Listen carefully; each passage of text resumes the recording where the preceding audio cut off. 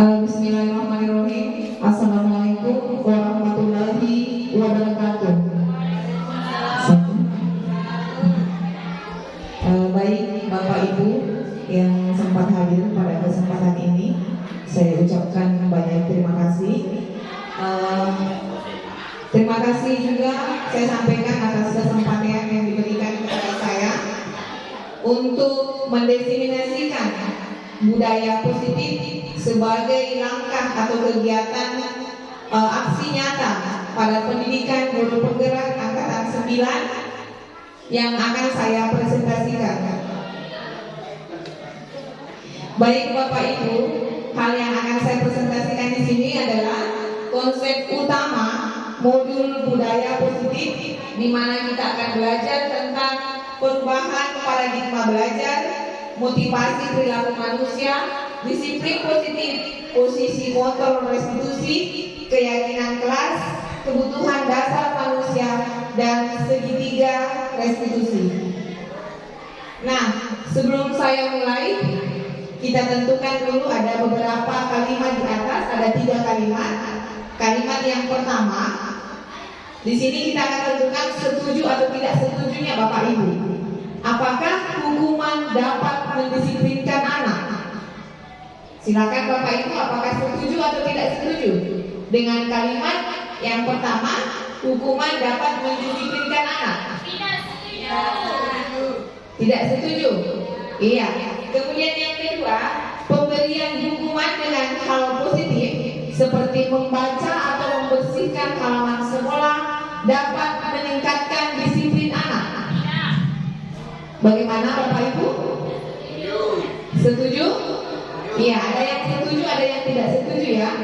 Kemudian saya lanjut yang ketiga, memberikan penghargaan dapat meningkatkan motivasi belajar anak. Setuju atau tidak setuju? Setuju.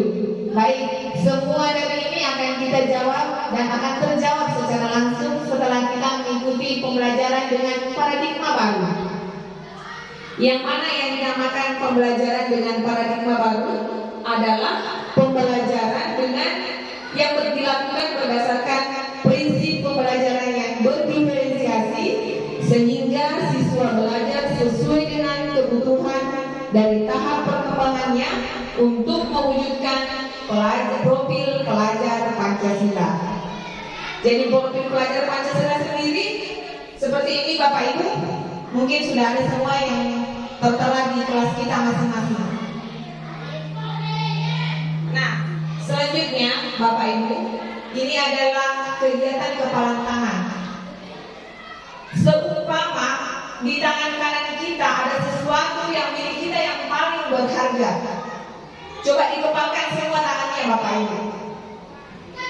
Coba diberikan ilusi, seumpama di tangan kanan kita ada sesuatu yang paling berharga di hidup kita, tetapi ada seseorang yang di samping kita berharap agar diberikan apa yang ada di kepala tangan kita itu. Atau diiming-imingi, misalnya pusaka. Mungkin kita kasih ke itu apa yang kita minta. Saya kasih di 100 juta. Pusaka mau tidak? Kenapa Bu? Seumpama seandainya ada sesuatu yang berharga yang kita miliki, saya iming-imingi dengan ibu, saya kasih 100 juta. Saya kasih ke itu yang ada di tangan kita. Pusaka mau tidak? Atau saya tambah 150 juta, mau tidak Bu? Berpikir ya? Tidak? Ya tidak, berarti jawabannya Ibu tidak. Nah, baik Bapak Ibu, mengapa kita tidak memberikan sesuatu yang menjadi harapan kita atau sesuatu yang kita kepalakan tadi? Karena kenapa? Itu semua tergantung dari kontrol diri kita masing-masing. Meskipun diiming-imingi dengan imbalan, dengan hadiah atau penghargaan, apabila bukan kita sendiri yang ingin memberikannya, maka tidak akan diberikan. Demikian juga dengan ilusi kontrol. Ilusi guru mengontrol murid, ilusi bahwa kritik akan membuat orang merasa bersalah dalam menguatkan karakter, ilusi bahwa semua penguatan positif efektif dan bermanfaat, serta ilusi bahwa orang dewasa memiliki hak untuk memaksa. Nah, selanjutnya Bapak Ibu, siapa sesungguhnya yang memiliki kontrol? Seperti di atas, ada stimulus respon dan teori kontrol atau pilihan. Nah, di sini stimulus responnya kita mencoba mengubah orang agar berpandangan sama dengan kita. Namun teori kontrol atau pilihannya kita berusaha memahami pandangan orang lain tentang dunia. Saya tidak terlalu berpanjang lebar di sini. Selanjutnya, ini jawaban dari yang apa yang saya kemukakan tadi, yang 3 nomor. Dihukum oleh penghargaan. Penghargaan, contoh, pada saat siswa kita terlambat atau pada saat melakukan kesalahan sekecil apapun itu, kemudian kita berikan penghargaan, kadang kita kasih hadiah dan sebagainya. Sebenarnya itu kurang efisien Bapak Ibu. Kenapa? Karena penghargaan yang kita berikan itu dapat menurunkan kualitas dari anak itu sendiri. Nanti kedepannya anak akan merasa ingin dan ingin terus diberikan hadiah atau penghargaan. Kemudian yang kedua, penghargaan mematikan kreativitas. Selanjutnya, penghargaan mengurangi motivasi instrik. Nah, sebelum saya lanjut ke slide kedua, disiplin positif, saya harapkan Bapak Ibu kita masih semangat untuk hari ini. Ya, semangat ya Bapak Ibu. Nah, ada tidak Bapak Ibu di antara Bapak Ibu yang bisa mengartikan apa arti disiplin? Menurut versinya Bapak Ibu sendiri, yang mana yang dinamakan disiplin? Menghargai waktu. Iya, bagus sekali misalkan menghargai waktu. Mungkin masih ada yang lain Bapak Ibu? Apa arti kata dari disiplin? Ya, mematuhi peraturan. Bagus sekali, Bu Nurmi. Masih ada? Tadi ada menghargai waktu, mematuhi peraturan dinamakan disiplin. Nah, selanjutnya Bapak Ibu diperhatikan, sebagai pendidik tujuan kita adalah menciptakan anak-anak yang memiliki disiplin diri sehingga mereka bisa berperilaku dengan mengacu pada nilai-nilai kebajikan universal dan memiliki motivasi intrinsik bukan ekstrinsik. Kemudian dalam budaya kita makna kata disiplin yaitu sesuatu yang dilakukan pada orang lain untuk mendapatkan kepatuhan. Kita cenderung menghubungkan kata disiplin dengan ketidaknyamanan. Nah, disiplin positif sendiri merupakan salah satu cara penerapan disiplin yang bertujuan untuk menumbuhkan kesadaran serta memberdayakan anak untuk melakukan sesuatu tanpa paksaan, ancaman, dan juga hukuman. Ini adalah nilai-nilai kebajikan universal Bapak Ibu,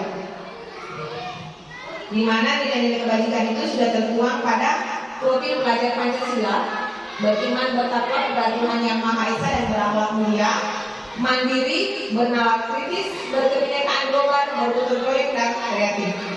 Mungkin Bapak Ibu bisa berdiri sejenak dulu, kita sama-sama menyanyikan lagu profil pelajar Pancasila. Mungkin Bu Mulyani bisa dipimpin dulu, biar agak tegak dan santai kita. Profil pelajar Pancasila.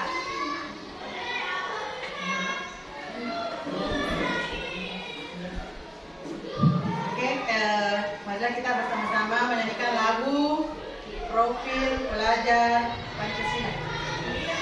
Pelajar Pancasila beriman dan bertakwa pada Tuhan Yang Esa dan berakhlak mulia, berkebinekaan global, gotong royong mandiri, kreatif dan bernalar kritis.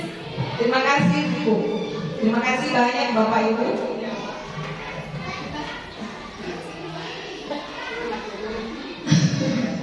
Selanjutnya saya pindah ke slide ketiga, kebutuhan dasar manusia.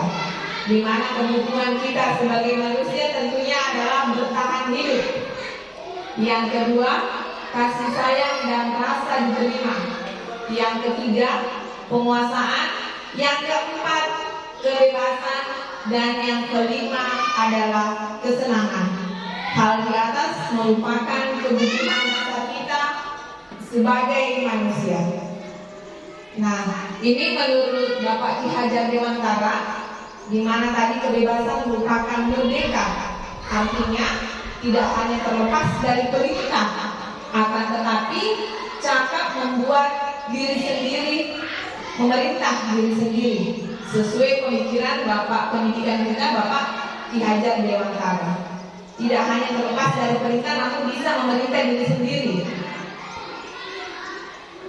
Ini Bapak Ibu, motivasi perilaku manusia, dorongan yang timbul pada diri seseorang secara sadar atau tidak sadar untuk melakukan suatu tindakan dengan tujuan tertentu. Ada beberapa hal di atas. Yang pertama, menghindari ketidaknyamanan dan hukuman, di mana murid melakukan disiplin diri karena takut dihukum. Terkadang ada siswa kita yang selalu datang tidak terlambat. Kenapa? Karena siswa itu tersebut atau anak tersebut takut untuk dihukum. Kemudian yang kedua, untuk mendapatkan imbalan atau penghargaan dari orang lain. Seperti yang saya katakan tadi, bahwa penghargaan itu bersifat jangka pendek, di mana murid melakukan disiplin diri karena ia hanya berharap diberikan imbalan, motivasi satu tingkat di atas motivasi yang pertama. Dan yang ketiga, mengapa untuk menjadi orang yang mereka inginkan dan menghargai diri sendiri dengan nilai-nilai yang mereka percaya. Murid melakukan disiplin karena sadar akan nilai kebajikan. Otomatis yang poin ketiga lah yang kita harapkan Bapak Ibu. Selanjutnya, konsep disiplin dengan identitas gagal. Apabila kita memberikan hukuman kepada siswa, otomatis akan menyakitkan, tidak nyaman, murid juga merasa takut kepada kita, termasuk kategori memaksa, murid menyembunyikan kesalahannya, serta juga murid menjadi rendah diri apabila kita memberikan hukuman. Selanjutnya, apabila kita memberikan penghargaan, termasuk juga identitas gagal. Kenapa?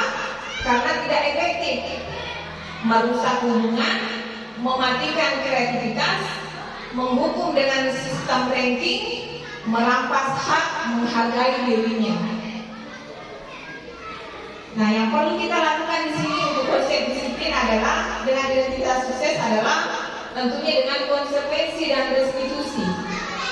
Yang mana yang dinamakan konsekuensi adalah penguatan jangka pendek, perlu monitoring, berkelanjutan, stimulus respon, murid menghormati peraturan dan juga kehilangan waktu untuk mengurangi kesalahan. Nah, sebagai pendidik, tentunya yang diharapkan adalah kita melakukan yang namanya restitusi, di mana restitusi tersebut adalah membuat murid bertanggung jawab atas perilakunya, fokus pada pemecahan masalah jangka panjang, murid juga sendiri menghormati dirinya dan orang lain, teori kontrol dirinya memberikan kontrol, dan juga murid bersemangat memperbaiki kesalahan. Karena kenapa Bapak Ibu? Kita tidak bisa mengubah siswa kita menjadi apa yang kita inginkan jika bukan siswa tersebut yang berubah dengan sendirinya. Sama halnya yang tertulis bahwa tidak akan berubah suatu kaum apabila bukan kaum itu sendiri yang akan mengubahnya. Sama dengan siswa kita, tidak mungkin kita mengatakan bahwa harus mulai harus apa, kalau bukan anak itu sendiri yang mengubah dirinya sendiri. Artinya kesadaran diri Bapak Ibu. Nah, di sini ada beberapa perbedaan hukuman dan konsekuensi. Ada tindakan guru yang pertama, mencatat 100 kali di dalam buku kalimat, saya tidak akan terlambat lagi karena terlambat ke sekolah. Bapak Ibu, ini tentunya tindakan kita ini pernah kita lakukan di kelas dan pernah kita suruh muridnya untuk melakukan hal tersebut. Nah, apakah yang kita lakukan ini masuk hukuman atau konsekuensi? mencatat 100 kali dalam buku kalimat, saya tidak akan terlambat lagi karena terlambat ke sekolah. Apakah masuk hukuman atau konsekuensi? Konsekuensi. Baik, yang kedua, lari mengelilingi lapangan basket 2 kali karena terlambat hadir di sekolah. Apakah masuk hukuman atau konsekuensi? Hukuman. Oke. Yang ketiga, murid diminta untuk push up 15 kali karena tidak menggunakan masker ke sekolah. Masuk konsekuensi apa hukuman? Hukuman. Menggantikan kertas tugas teman yang telah dicoret-coret. Diganti kertasnya temannya kalau telah dicoret-coret. Hukuman apa konsekuensi? Konsekuensi. Membersihkan tumpahan air di meja tulis karena tersenggol pada saat belajar. Masuk hukuman apa konsekuensi? Iya, konsekuensi. Selanjutnya, murid disuruh untuk mengenakan sepatu seharian di sekolah karena tidak mengenakan sepatu hitam. Hukuman apa konsekuensi? Hukuman. Selanjutnya yang terakhir, lari mengelilingi lapangan basket 2 kali karena terlambat 10 menit untuk pelajaran PJOK. Bagaimana Bapak PJOK? Hukuman apa konsekuensi? Hukuman. Baik Bapak Ibu, kita lihat jawaban kita. Nah, di sini seperti yang nampak pada slide di atas, bahwa mencatat 100 kali dalam buku kalimat itu termasuk hukuman.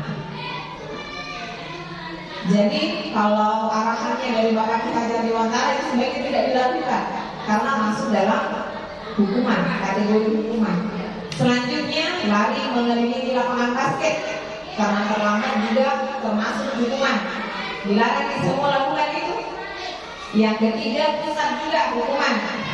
Kecuali dia gantikan kertas temannya, termasuk konsekuensi akibat dari apa yang telah dilakukan sendiri. Selanjutnya, membersihkan tumpahan air juga konsekuensi. Nah, lari mengelilingi lapangan basket 2 kali karena terlambat 10 menit untuk pelajaran PJOK masuk konsekuensi, bukan hukuman. Kenapa? Karena lari itu termasuk pemanasan. Ya, saya lanjut Bapak Ibu. Ini konsep disiplin pendekatan restitusi. Inilah yang diharapkan seorang pendidik terhadap siswa-siswanya. Bagaimana cara menanamkan disiplin positif pada murid. Nah, ini adalah kegiatan restitusi Bapak Ibu.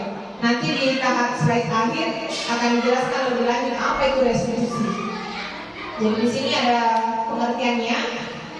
Proses menciptakan kondisi bagi murid untuk memperbaiki kesalahan mereka sehingga mereka bisa kembali pada kelompok mereka dengan karakter yang lebih kuat. Bagaimana ciri-ciri restitusi? Bisa Bapak Ibu lihat di atas. Salah satunya bukan menebus kesalahan, namun belajar dari kesalahan. Memperbaiki hubungan, tawaran bukan paksaan. Menuntun untuk melihat ke dalam diri, mencari kebutuhan dasar yang mendasari tindakan dan sebagainya. Saya lanjut lagi Bapak Ibu. Nah, di sini ada tiga kasus yang akan membedakan, ada satu kasus yang membedakan antara hukuman, konsekuensi, dan restitusi. Di mana kasusnya adalah siswa sering tidak mengerjakan PR. Apa yang sebagai guru untuk memberikan hukuman? Tentunya guru menghukum siswa hormat bendera selama 10 menit. Itu adalah hukuman seorang guru. Kemudian guru marah dan murid juga menjadi takut. Tidak dipungkiri bahwa kita di kelas apabila siswa berbuat salah, otomatis ada rasa marah kita kepada siswa tersebut. Nah, sedangkan untuk konsekuensinya, guru memberikan konsekuensi untuk mengerjakan PR-nya saat istirahat atau dikerjakan sebanyak berkali lipat. Kemudian guru tegas dan siswa menghormati peraturan. Itu termasuk pada konsekuensi. Yang mana diharapkan kita sebagai pendidik yaitu tentunya melaksanakan restitusi. Apa yang kita laksanakan? Guru menanyakan keyakinan kelas dirinya untuk membantu siswa menyelesaikan masalah. Guru terbuka dan siswa menghormati dirinya dan orang lain.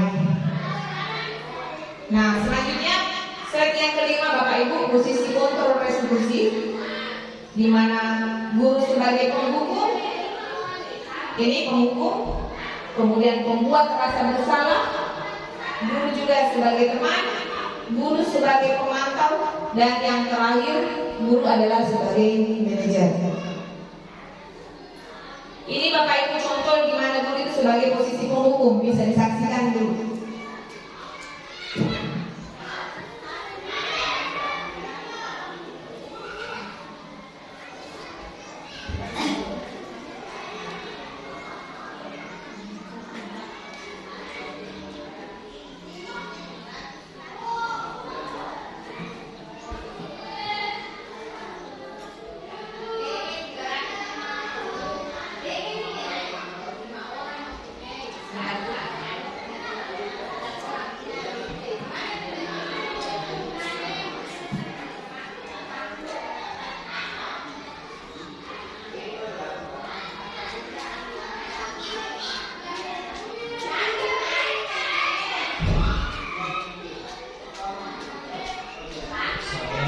Dasar pemalas, gak kapok-kapok sih kamu.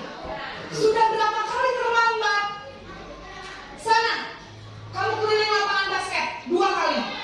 Kenapa saya harus keliling lapangan basket, Bu? Kenapa? Kamu melawan ibu. Berani-beraninya jawab. Sudah terlambat, masih berani jawab pula. Sekarang, keliling lapangan basket 5 kali sekalian. Biar kapok. Cepat. Pergi sana ke lapangan basket. Posisi penghukum biasanya berbicara dengan nada tinggi, menghabis, menunjuk-nunjuk, menyakiti, dan menyindir. Hukuman bisa berupa fisik maupun psikis. Ibu dan bapak guru hebat. Dampak yang terjadi pada murid ketika guru berada pada posisi penghukum adalah murid cenderung Iya, Bapak Ibu, tadi kita sudah saksikan bagaimana posisi penghukum seorang guru yang menghukum siswanya ya.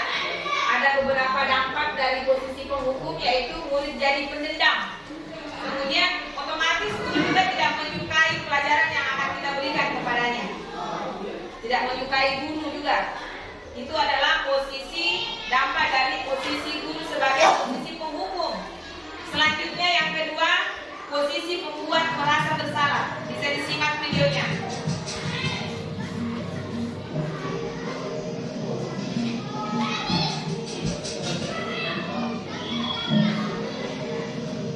Naren,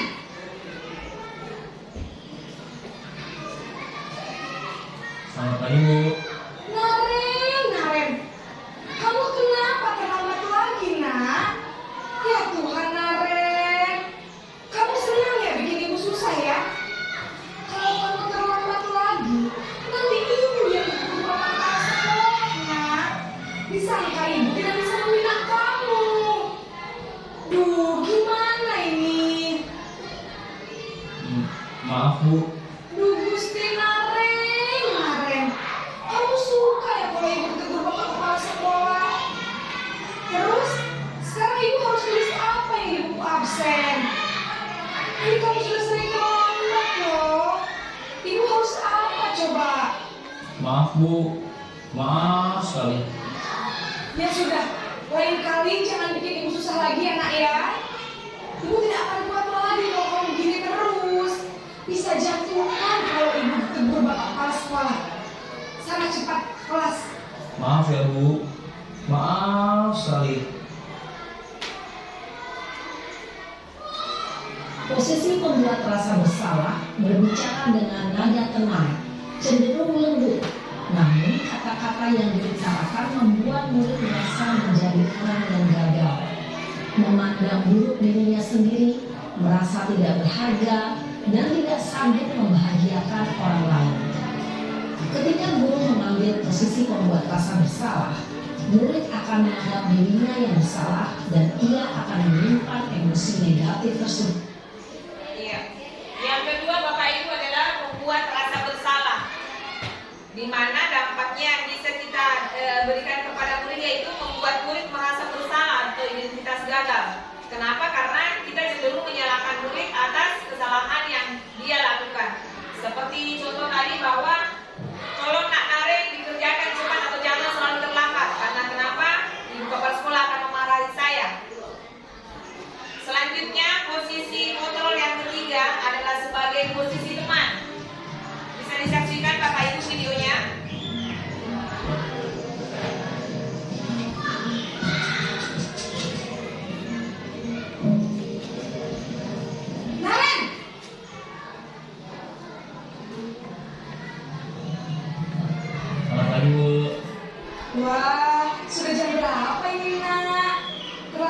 lagi ya sayang?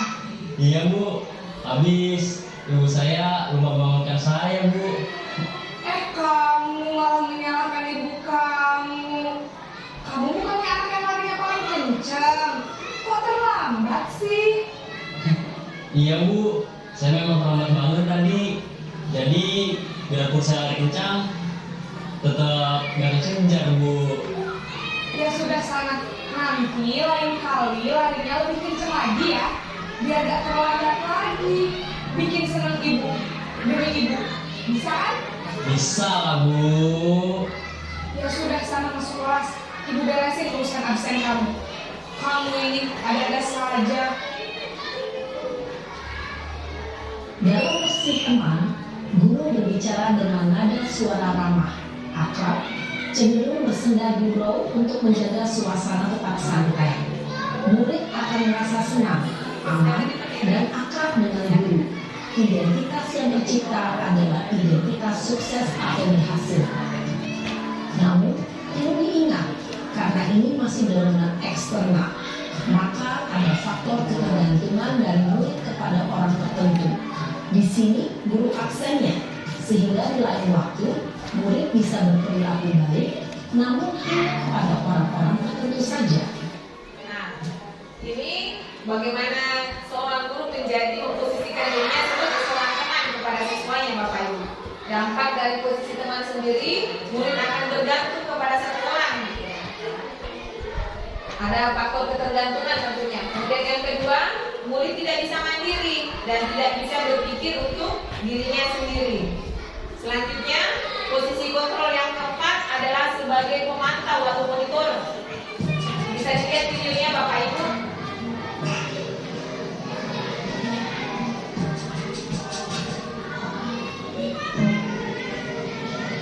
Naren!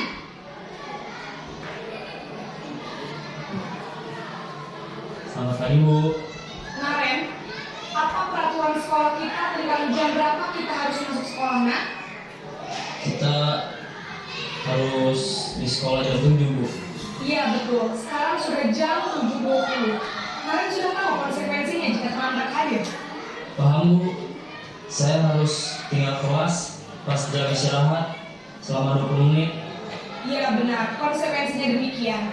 Jadi nanti jam 9.30 pas istirahat, kamu harus tinggal di kelas, kerjakan tugas tambahan untuk ketertinggalan kamu, ya?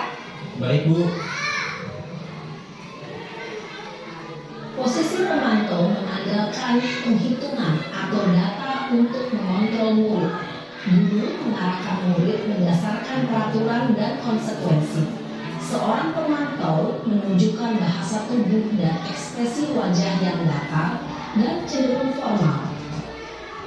Nah, ini adalah posisi kontrol yang keempat Bapak Ibu, adalah posisi kontrol sebagai pemantau atau monitor terhadap siswa kita, di mana dampaknya murid akan menghitung konsekuensi dan hadiah tanpa memahami sepenuhnya nilai kebajikan yang dituju. Kemudian selanjutnya tidak sepenuhnya mandiri. Itu adalah dampak di mana guru sebagai posisi pemantau atau monitor. Dan yang posisi kontrol yang terakhir adalah sebagai manajer, di mana kita sebagai pendidik diharuskan untuk menjadi membuat posisi ini kepada diri kita sendiri.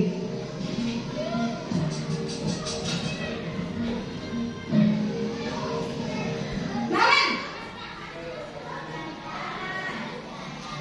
Sambil menonton sambil dicicipi Bapak Ibu. Siapa tahu mungkin ini ada di depan. Selamat pagi Naren. Maaf Bu, saya terlambat. Iya, sekolah masuknya jam 7, sekarang sudah jam 7.20. Jadi sekarang bagaimana ini, Naren? Maaf Bu, saya lupa setel alarm saya semalam. Baiklah, menurut kamu, keyakinan sekolah yang mana yang perlu kamu tingkatkan? Menghargai diri sendiri dan orang lain mungkin ya Bu. Setuju. Jadi, apakah Naren meyakini prinsip saling menghormati tersebut? Iya Bu, saya meyakininya. Apakah Naren bersedia memperbaiki masalah keterlambatan ini? Bersedia Bu. Bagaimana kamu akan perbaiki masalah keterlambatan ini? Saya akan coba untuk tidak lupa menyetel alarm saya Bu. Baik, kalau Naren lupa menyetel alarm di rumah, ada orang yang kira-kira bisa bantu mengingatkan tidak? Ada Bu, kakak saya, Kak Emma. Ada lagi selain Kak Emma? Selain Kak Emma, ada ibu saya. Baik, jadi yang mengingatkan Naren adalah Kak Emma dan ibu kamu ya. Kira-kira akan mulai start alarm kapan Naren? Setelah pulang sekolah, akan segera saya lakukan. Baik, jadi Naren akan setel alarm untuk bangun besok pagi dan akan diingatkan oleh kakak dan ibu dan Naren ya. Ada lagi yang mungkin perlu dilakukan Naren agar tidak terlambat bangun lagi. Tidak ada Bu. Baik Naren, terima kasih untuk udah sama kamu. Sekarang kamu perlu kembali ke kelas untuk belajar. Boleh Bu, terima kasih. Posisi manajer adalah posisi kontrol yang disarankan untuk membimbing murid memiliki sikap disiplin yang positif, yaitu murid yang mandiri, bertanggung jawab, dan dapat memecahkan masalah. Tujuan dari posisi ini adalah agar murid dapat berefleksi atas tindakannya. Guru akan lebih tulus memberikan pertanyaan-pertanyaan bermakna, sehingga membuat murid dapat belajar dari kesalahannya dan mencari sebuah solusi untuk menyelesaikannya. Ibu dan bapak guru hebat, setelah mengamati adegan kelima posisi kontrol tadi, kira-kira posisi mana yang paling ideal? Tuh. Nah, Bapak Ibu, setelah kita saksikan tadi ada 5 posisi kontrol. Nah, menurut Bapak Ibu, posisi kontrol yang mana yang paling ideal? Tadi ada posisi kontrol sebagai penghukum, kemudian yang kedua sebagai pembuat merasa bersalah, yang ketiga sebagai teman, yang keempat sebagai pemantau atau monitor, dan yang kelima sebagai manajer. Menurut Bapak Ibu yang mana yang paling ideal? Ya? Iya, jadi yang paling ideal dari kelima posisi kontrol adalah posisi kontrol guru sebagai manajer. Tapi tidak dipungkiri bahwa dari kelima posisi kontrol ini semua pernah kita lakukan.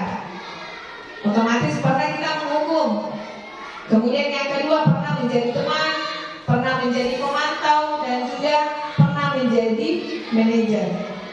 Namun sesuai apa yang dikemukakan atau yang filosofi dari Bapak Hajar Dewantara, bahwa seorang guru itu tidak boleh menuntut siswanya, tetapi harusnya seorang guru menuntun siswanya. Jadi dari kata menuntut kita ubah menjadi menuntun dengan posisi kontrol tadi yang paling ideal adalah posisi manajer.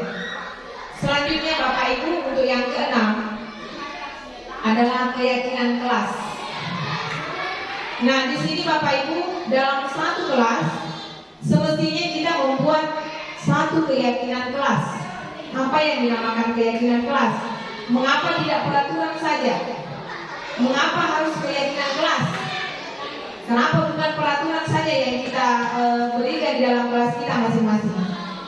Ya, ini ada pertanyaannya juga, mengapa kita mempunyai peraturan tentang penggunaan helm pada saat mengendarai kendaraan roda 2 atau motor? Mengapa kira-kira ada aturannya mengatakan bahwa kalau kita mengendara harus memakai helm? Karena itu semua demi keselamatan kita tentunya ya. Selanjutnya, mengapa kita memiliki peraturan tentang penggunaan masker dan mencuci tangan setiap saat? Itu demi menjaga kesehatan kita Bapak Ibu. Selanjutnya, keyakinan kelas. Kenapa bukan peraturan?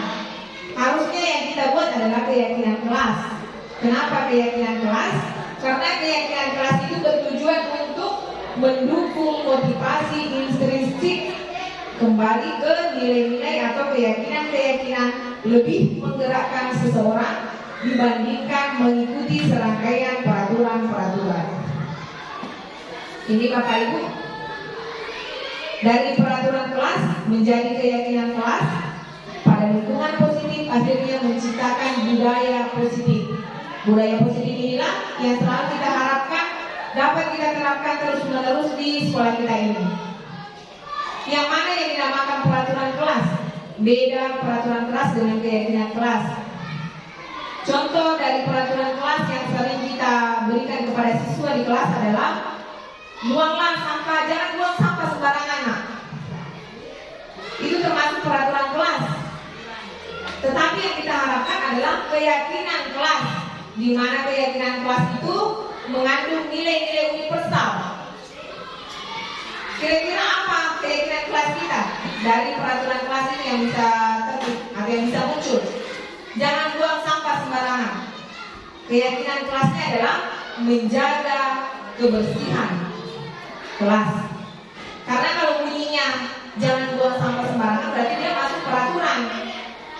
Kalau keyakinan kelasnya bunyinya adalah menjaga kebersihan kelas.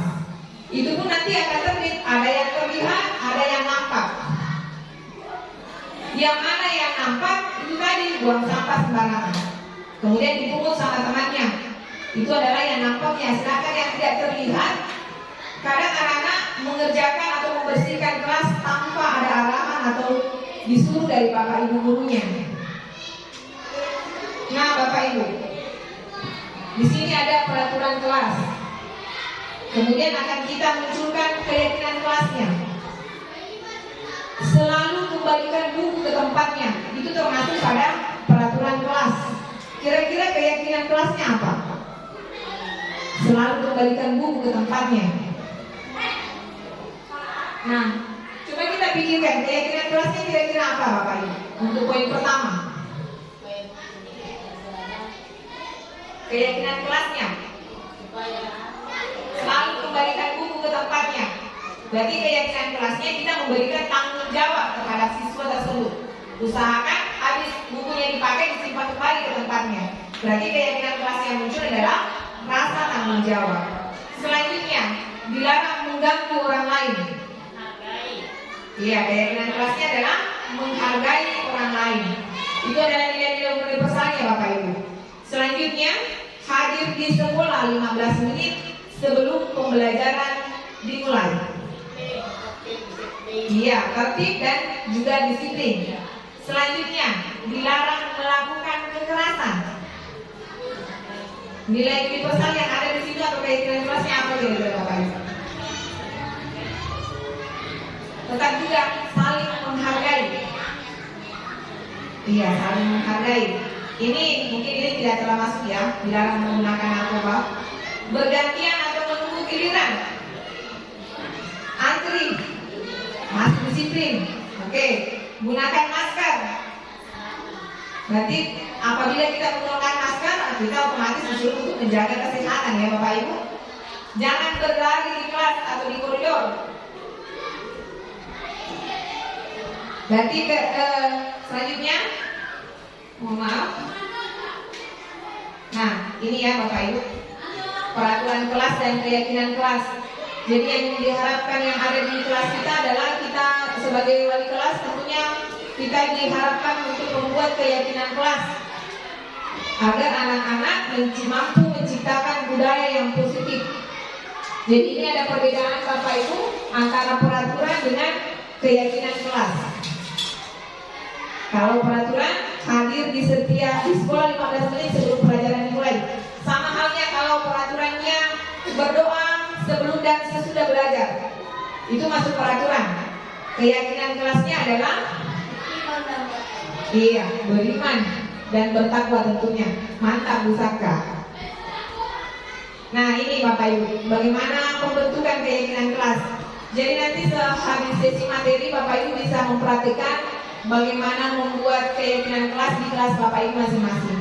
Karena itu juga termasuk di PMM, termasuk aksi nyata juga. Ada di platform Merdeka ya, kurikulum Merdeka, keyakinan kelas. Jadi bisa Bapak Ibu perhatikan, kemudian di video, kemudian dibuat aksi nyata. Nah ini Bapak Ibu, bentuk dari keyakinan kelas lebih abstrak dari peraturan, kemudian sedikit saja akan mudah diingat. CDI Bapak Ibu lebih gampang ingat anak-anak. Selanjutnya berupa pernyataan universal sesuai dengan kondisi kelas dan sekolah agar mudah diterapkan. Dibuat dalam bentuk positif serta semua warga kelas atau sekolah dilibatkan dalam membuatnya. Jadi otomatis semua warga sekelas ya, siswa kita dengan kita sendiri. Ini adalah panduan dalam membuat keyakinan kelas di kelas kita masing-masing. Nah, sebagai yang terakhir adalah segitiga restitusi. Yang mana yang dinamakan dengan segitiga restitusi, Bapak Ibu? Restitusi adalah proses menciptakan kondisi bagi murid untuk memperbaiki kesalahan mereka sehingga mereka bisa kembali pada kelompok mereka dengan karakter yang kuat. Ini Bapak Ibu, inilah sebagai pendidik kita diharapkan melakukan restitusi terhadap kesalahan-kesalahan anak. Nah, restitusi itu bukan untuk menebus kesalahan, namun restitusi adalah sebuah tawaran dan bukan paksaan. Restitusi fokus pada solusi dan dapat mengembalikan murid yang berbuat salah pada kelompoknya. Nah, ada 3 langkah dalam kegiatan restitusi, segitiga restitusi Bapak Ibu. Yang pertama adalah menstabilkan identitas. Yang mana yang dinamakan menstabilkan identitas adalah tidak langsung menyalahkan siswa. Karena tentunya semua siswa, bahkan kita sendiri sebagai pendidik, pernah melakukan kesalahan. Itu adalah identitas, menstabilkan identitas. Setelah kita menstabilkan identitas kepada siswa, kita akan memvalidasi tindakan yang salah. Misal ada anak yang terlambat, tentu dalam tindakan validasi tindakan yang salah, kita tanyakan alasannya, mengapa seorang siswa bisa terlambat? Karena pasti semua siswa itu punya alasan apabila melakukan kesalahan. Contoh, kenapa tidak mengerjakan PR-nya nak? Ketiduran kamu atau lupa kamu? Itu bagaimana cara kita memvalidasi tindakan yang salah. Dan yang selanjutnya adalah menanyakan keyakinan dari kesalahan siswa, bagaimana cara siswa itu bisa memperbaiki kesalahannya. Jadi nanti lagi pada ini kita akan menanyakan bagaimana nak agar kalian tidak selalu terlambat, bagaimana nak sehingga kalian bisa mengerjakan PR-nya. Nah, ada contoh kasus Bapak Ibu. Ini adalah contoh kasus dari restitusi, di mana ini ada di kelas 5, bisa Bapak Ibu saksikan. Ini hanya contoh kecil, tentunya tidak sempurna ya Bapak Ibu, tapi bisa kita jadikan acuan atau contoh bagaimana kita melakukan yang namanya segitiga restitusi. Tidak mengapa Ibu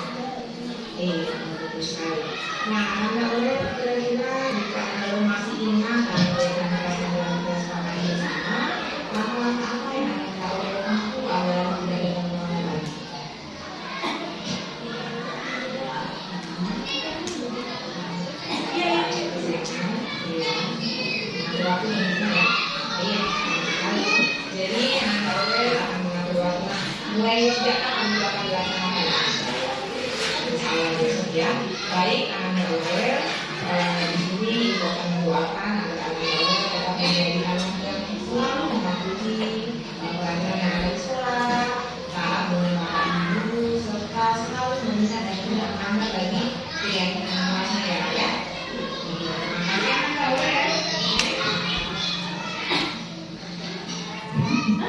Iya, baik Bapak itu adalah salah satu skenario kasus dari institusi.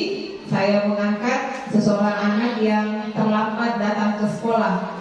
Jadi apabila ada siswa tak yang terlambat masuk di pelajaran tak dan sebagainya, jangan langsung dihukum. Tetapi biarkan masuk saja dulu. Nanti setelah masuk, kemudian kita panggil ke ruangan. Nah, nanti di ruangan kita hadapi berdua saja dengan siswa tersebut. Nah, disitulah kita akan laksanakan yang namanya segitiga restitusi, yaitu yang pertama tentunya dengan menstabilkan identitas. Yang mana yang tadi yang dinamakan menstabilkan identitas adalah kita menanyakan dulu, Ananda tahu tidak alasannya kenapa saya panggil ke ruangan ini. Selanjutnya setelah itu lanjut ke memvalidasi tindakan yang salah. Yang mana yang dinamakan memvalidasi tindakan yang salah, kita tanyakan kepada anak tersebut, mengapa anak tersebut terlambat? Karena apa terlambat? Karena kenapa tidak mengerjakan PR? Yang selanjutnya yang ketiga tentunya kita bersama-sama mencari solusi agar anak tersebut tidak terlambat lagi. Pekui kira-kira, ada terlambat nak. Misalnya tadi kebanyakan main HP, akhirnya bangun kesiangan. Nah, bagaimana caranya atau solusinya agar anak tersebut untuk kedepannya tidak lagi terlambat? Ya Bapak Ibu. Jadi itu semua yang bisa Bapak Ibu nanti praktikkan setelah mendapatkan atau setelah kita berbagi dalam apa yang sudah kami dapatkan pada pendidikan guru penggerak. Baik Bapak Ibu, terima kasih atas kehadiran Bapak Ibu guru hebat, guru bergerak Indonesia Maju. Terima kasih dan saya akhiri dengan ucapan wabillahi taufiq wal hidayah. Wassalamualaikum warahmatullahi wabarakatuh.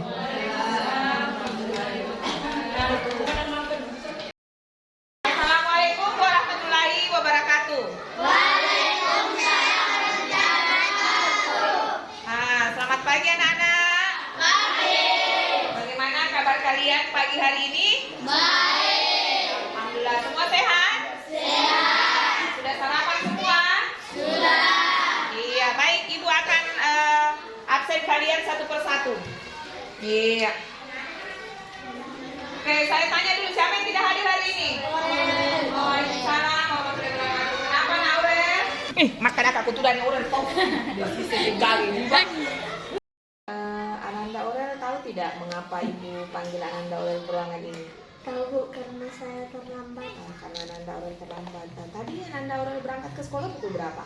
Jam 7.45 menit. Jam 7.45 menit ya. Ananda Aurel tahu kita masuknya pukul berapa? Jam 7.35. Jadi kita ke sekolah masuk untuk jam pelajaran pertama dan 7.30 ya. Nah, kira-kira jika Ananda Aurel datang atau berangkat dari rumah ke sekolah pukul 7.30, pelajaran di sekolah dimulai pukul 7.30, kira-kira Ananda Aurel tepat waktu tidak? Tidak Bu, saya terlambat. Iya, terlambat ya nak ya. Jadi manusia itu pasti melakukan kesalahan, itu manusiawi ya nak ya. Sama halnya dengan ibu juga pernah terlambat, ibu pernah terlambat masuk mengajar. Namun di sini ibu tidak mencari siapa salah siapa benar, tapi ibu memanggil Ananda Aurel untuk mencari solusi dari permasalahan mengapa, bagaimana biar Ananda Aurel tidak terlambat lagi ya. Nah, tentunya Ananda Aurel punya alasan mengapa Ananda Aurel terlambat. Saya bangun kesiangan Bu. Bangun kesiangan nak ya. Kenapa bisa bangun kesiangan? Saya bermain game jam 9.30, kemudian menonton TV jam 10.30 dan tidur jam 11. Oh iya, jadi Ananda Aurel datang terlambat ke sekolah karena bangun kesiangan lantaran main game, nonton TV ya. Iya, baik Ananda Aurel. Di sini kira-kira apakah datang terlambat itu termasuk keyakinan kelas yang telah kita sepakati bersama? Tidak Bu, saya melanggar keyakinan kelas. Melanggar keyakinan kelas. Nah, Ananda Aurel masih ingat tidak keyakinan kelas yang telah kita sepakati? Masih Bu, tidak datang terlambat dan menjaga waktu, Iya. Nah, menjaga kebersihan dan kerukunan dengan teman. iya, betul sekali. Nah, Ananda Aurel, kira-kira jika Ananda Aurel masih ingat akan keyakinan kelas yang telah kita sepakati bersama, langkah-langkah apa yang Ananda Aurel tempuh agar tidak datang terlambat lagi? Tidak Tidak bangun kesiangan, iya. Mengatur waktu tentunya ya. Iya, bagus sekali. Jadi Ananda Aurel akan mengatur waktu. Nah, mulai sejak kapan itu akan dilaksanakan? insya Allah besok sudah Insya Allah besok ya. Baik Ananda Aurel, di sini Ibu akan mendoakan agar Ananda Aurel tetap menjadi anak yang selalu mematuhi peraturan yang ada di sekolah, taat dengan Bapak Ibu guru, serta selalu mengingat dan tidak melanggar lagi keyakinan kelasnya ya nak ya. Iya, terima kasih Ananda Aurel. Oke. Assalamualaikum warahmatullahi wabarakatuh. Perasaan saya setelah melakukan restitusi bersama Bu Hasmiati adalah sangat senang karena mendapatkan solusi dalam permasalahan saya yang terlambat datang ke sekolah. Terima kasih Bu, saya berjanji untuk mematuhi keyakinan kelas kita dan tidak mengulangi lagi kesalahan ini. Assalamualaikum warahmatullahi wabarakatuh. Perasaan saya setelah melakukan restitusi bersama Ibu Hasmiati adalah merasa sangat senang. Saya berjanji tidak akan mengulanginya lagi. Terima kasih banyak Bu Hasmiati. Assalamualaikum warahmatullahi wabarakatuh. Saya Mulyani, teman sejawat dari Ibu Hasmiati SPD. Sejak Ibu Hasmiati mengikuti program Guru Penggerak, cara pembelajarannya semakin meningkat, semakin bagus. Saya lihat motivasi anak semakin baik dan cara mengajarnya itu sangat bagus karena dia mengaitkan dengan alam, dengan keadaan sekitar, sehingga anak-anak sangat bersemangat dalam pembelajarannya. Ananda Pika tahu mengapa Ibu panggil ke ruangan ini? Tahu Bu, saya makan di kelas Bu. Makan di kelas. Nah ya, apakah Pika tahu jika makan di kelas itu perbuatan yang salah atau benar? Tahu Bu. Tahu nak ya, Ibu tahu jika makan itu adalah suatu kebutuhan, namun tentunya kita tempatkan atau kita posisikan nak ya, ada waktunya kita makan di luar, ada waktunya kita makan di pada saat jam keluar main ya nak Pika ya. Selanjutnya nak Pika, memangnya tadi pagi Pika tidak sarapan terus berangkat ke sekolah? Tidak Bu. Tidak. Mengapa anak Pika tidak tidak sarapan ke sekolah? Kalau saya sarapan bisa-bisanya saya terlambat ke sekolah Bu. Iya, namanya anak Pika bangunnya jam berapa nak? Jam 6 pagi Bu. Lah, kok bisa tidak ke sarapan? Kebetulan mama saya sedang sakit Bu, jadi saya mengurusnya terlebih dahulu.